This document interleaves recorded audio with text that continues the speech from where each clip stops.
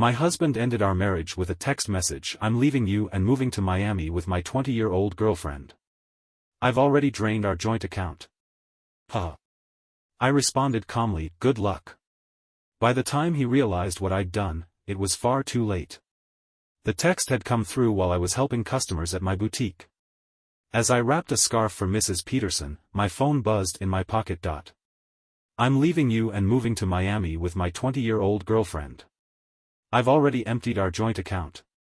My hands remained steady as I read it, my voice unwavering as I wished Mrs. Peterson a lovely day. The only sign that my husband had just detonated our marriage with a text was the faint tightening around my eyes. I waited until the boutique was empty, the last customer's purchase neatly wrapped, before I typed my reply: "Good luck. My name is Claire," and at 38, I received what might be the most heartless goodbye in history. But while Mark likely thought he was crafting a grand, dramatic exit, leaving me heartbroken and humiliated, I was already locking up my boutique for the day, my mind focused on what needed to happen next.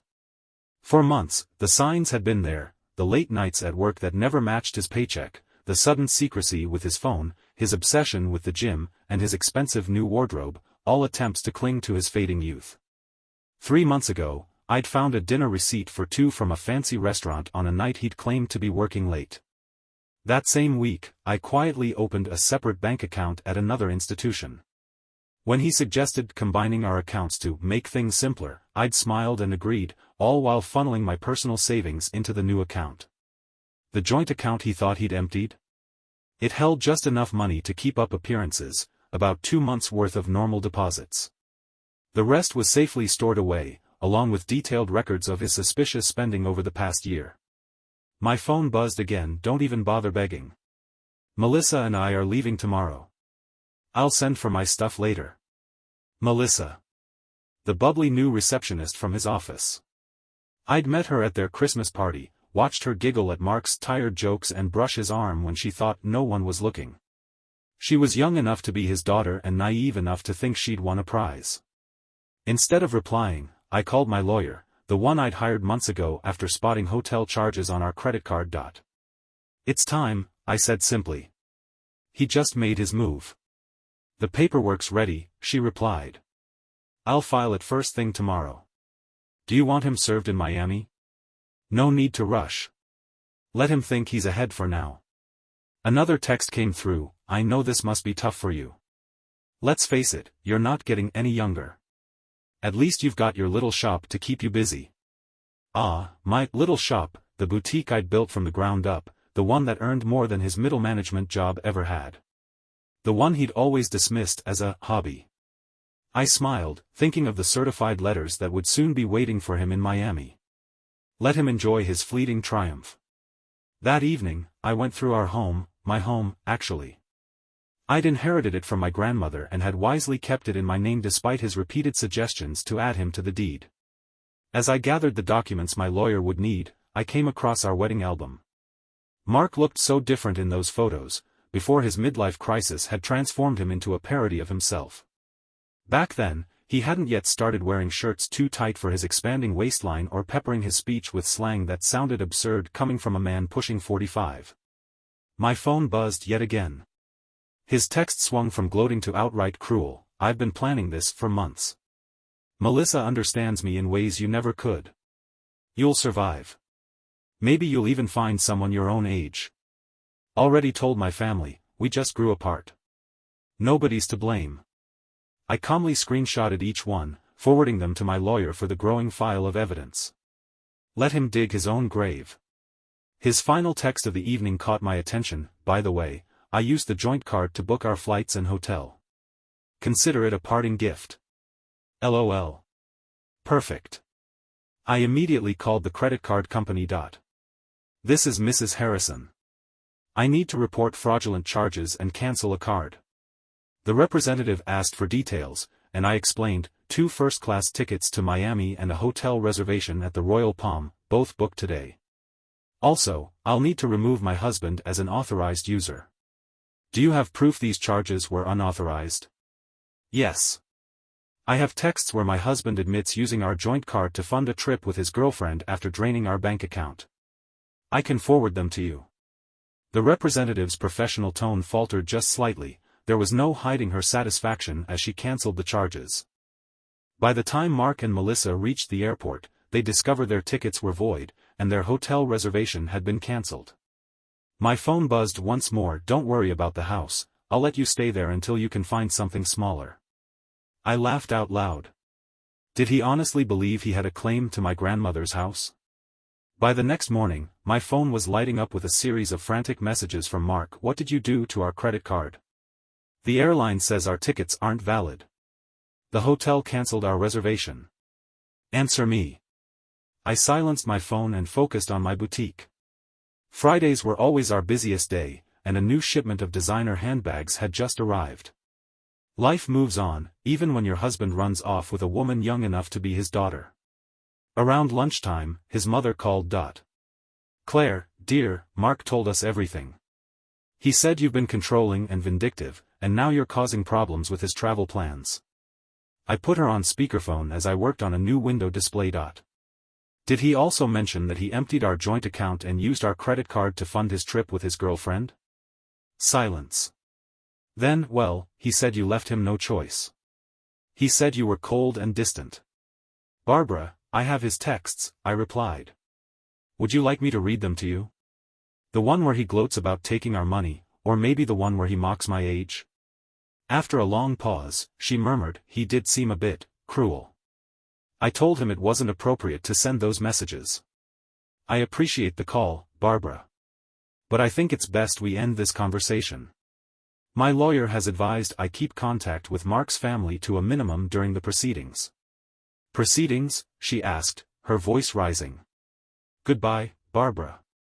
By mid-afternoon, the family gossip mill was in full swing.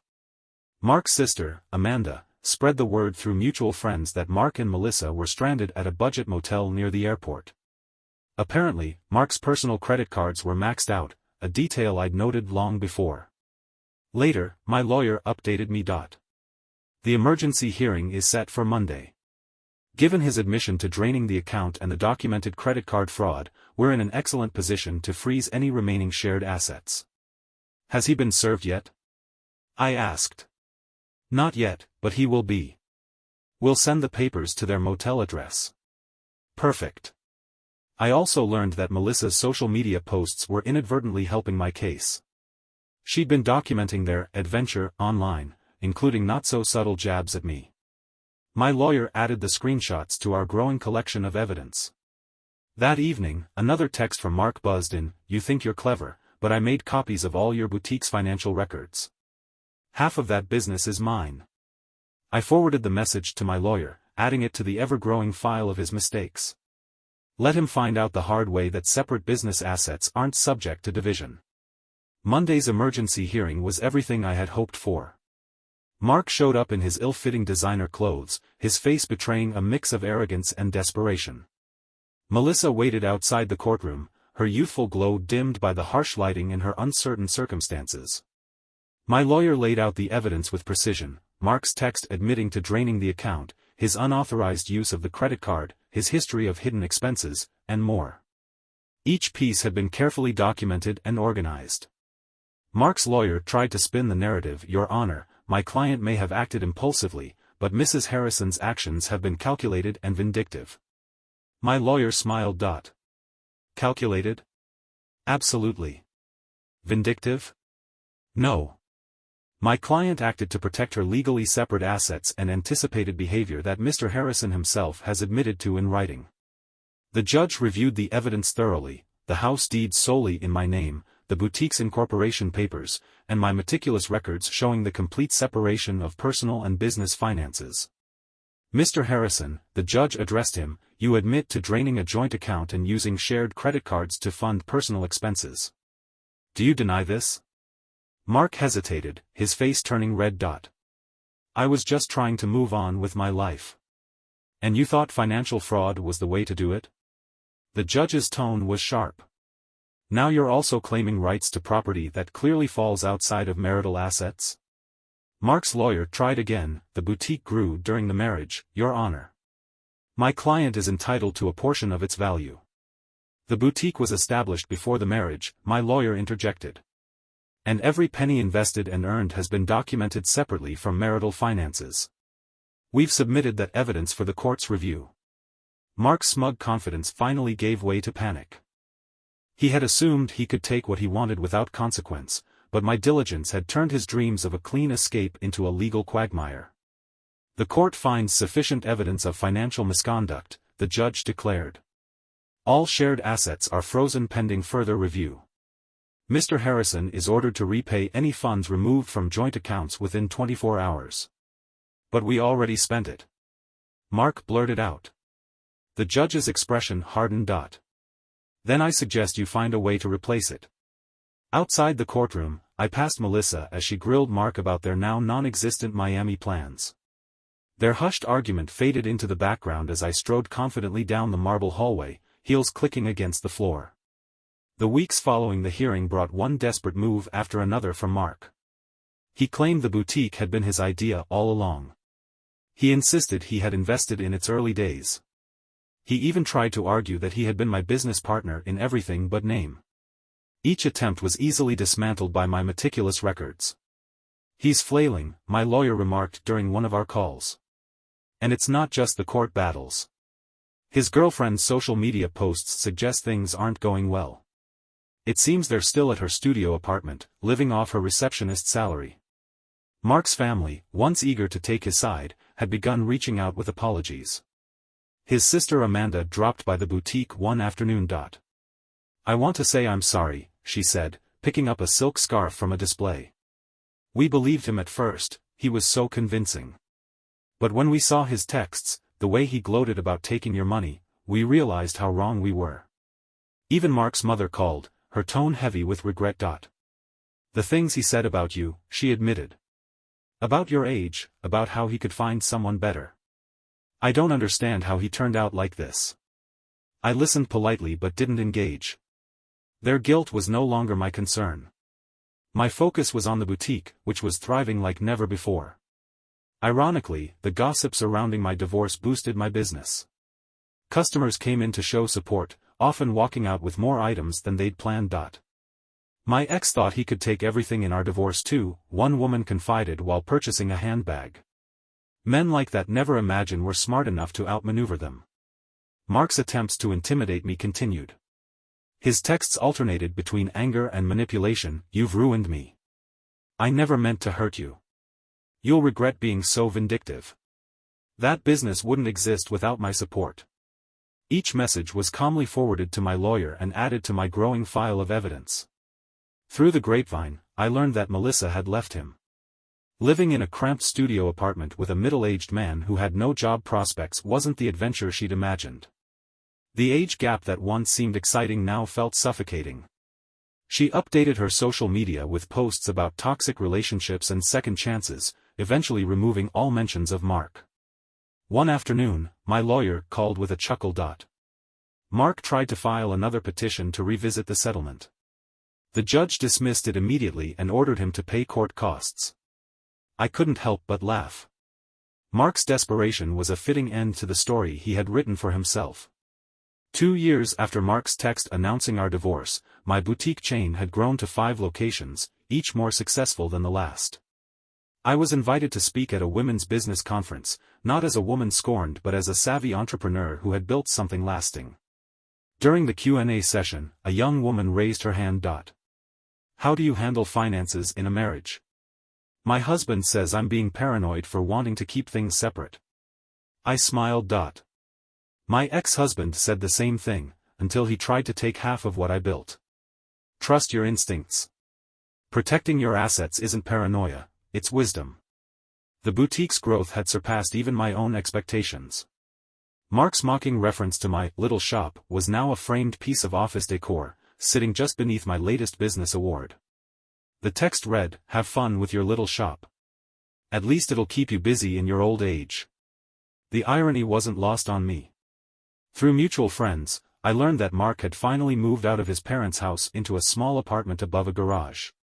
He had taken a lower-paying job after being let go during company restructuring.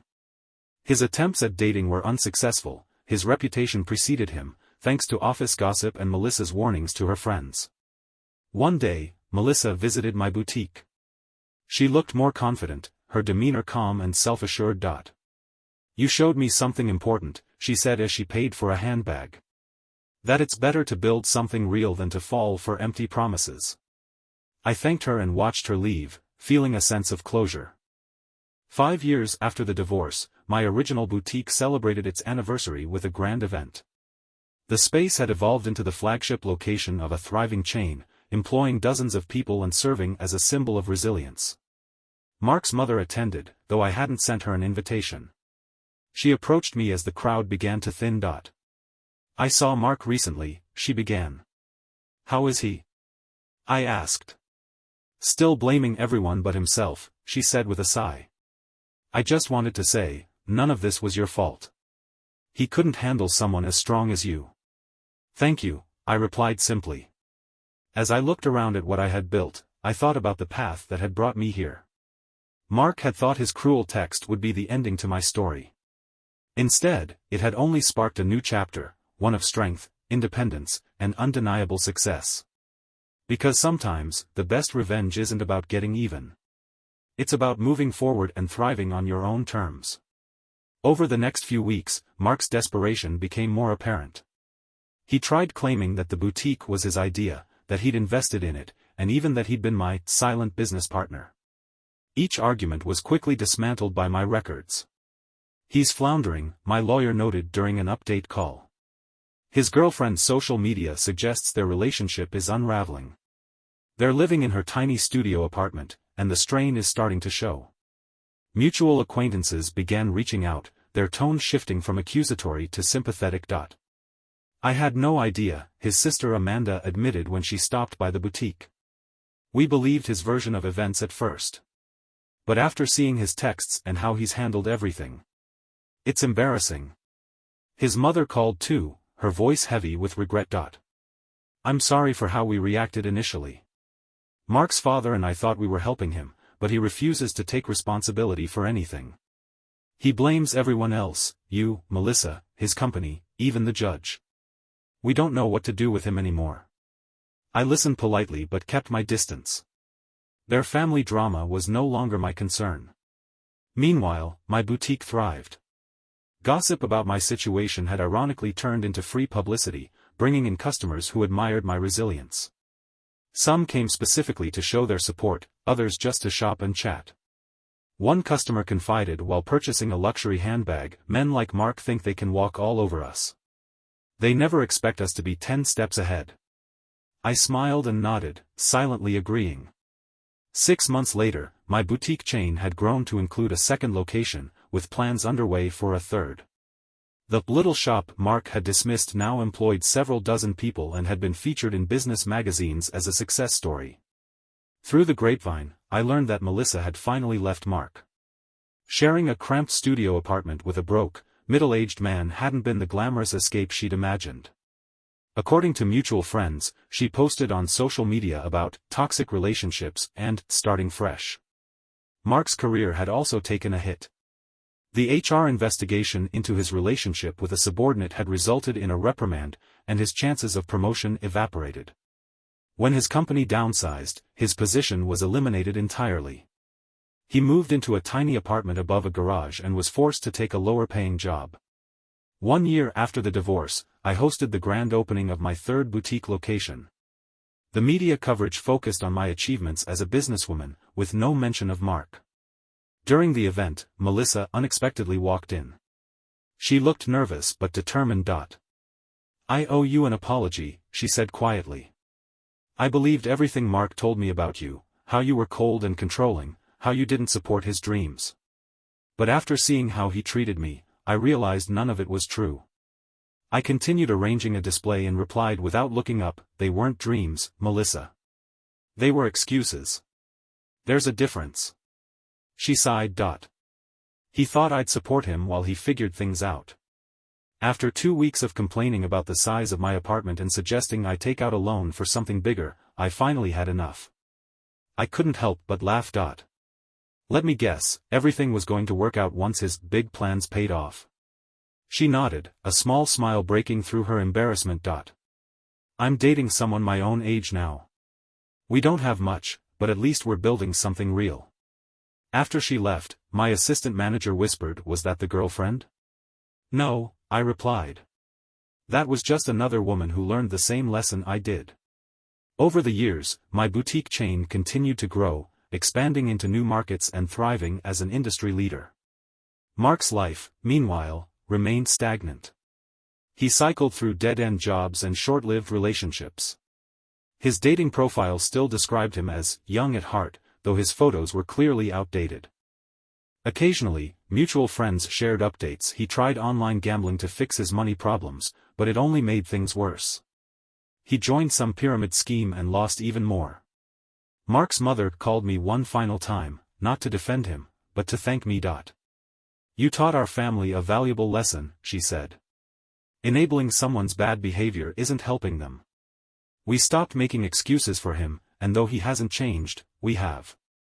I thanked her and ended the call, focusing instead on my next big project, opening a flagship store in a major city. In my office, the framed screenshot of Mark's cruel text still hung on the wall. "Have fun with your little shop. At least it'll keep you busy in your old age." Beneath it, a new sign read, "Success is the best revenge." At a business conference, I shared my story with young entrepreneurs, emphasizing the importance of preparation and independence. During the Q&A, one woman asked, "My husband says I'm paranoid for keeping my finances separate. He says marriage is about sharing everything. What do you think?" I smiled and replied, "My ex-husband said the same thing, until he tried to claim half of my business during our divorce." Trust your instincts. Protection isn't paranoia, it's wisdom. Mark had thought his text was the end of my story. Instead, it had been the beginning of a new chapter, one defined not by betrayal, but by strength, success, and resilience. Sometimes, the best revenge isn't about getting even. It's about thriving beyond anyone's expectations, including your own. Thank you for watching the video. Subscribe and turn on notifications to be the first to have radish and real stories with you. Have a great day.